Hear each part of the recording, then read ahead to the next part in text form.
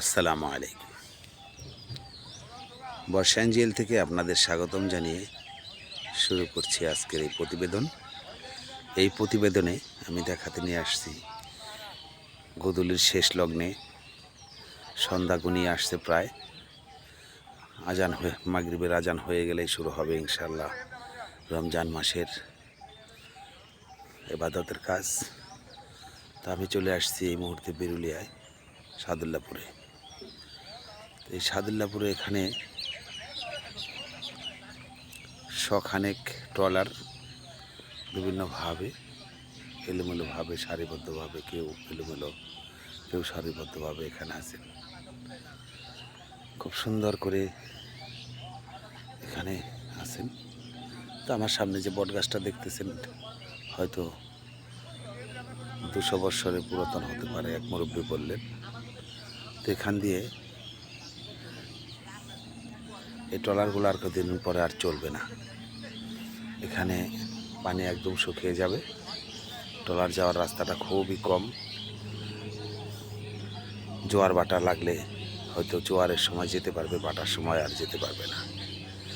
ভাটা এবং জোয়ার দুটা মিলেই এখানে ট্রলারগুলা ছাড়বে।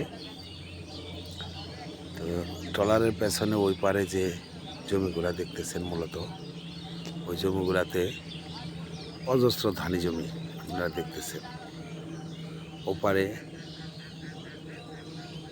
ওপারে যা দেখা যাচ্ছে দূরের থেকে আমার ক্যামেরায় আসতেছে না, যেহেতু এখন কুয়াশা পড়ে গেছে। এমতো অবস্থায় ঢাকা শহরের উত্তরা এলাকায় দেখা যাচ্ছে এখান থেকে। অথচ এই নৌকা যুগে মানুষ এখনই বন্ধ হয়ে যাবে, হয়তো সন্ধ্যার আজানের সঙ্গে সঙ্গে ওখান থেকে একটা ট্রলার ছেড়ে আসবে, এখানে এসে শেষ। এভাবেই প্রতিনিয়ত ট্রলার চলাচল থাকে। তো সামনে হয়তো প্রথমেই বলে গেলাম যে সামনে হয়তো বাটার মধ্যে চলবে না, জোয়ারের মধ্যে চলবে। এমতো অবস্থায় একটা দুটা করে চলবে। আস্তে আস্তে মানুষ অন্যদিকে জলপথ বাদ দিয়ে স্থলপথে চলাচলের শুরু করবে। তো আজকে আমি চলে আসছি সাদুল্লাপুরে। এখানে এসে আপনাদের একটু দেখানোর চেষ্টা করলাম।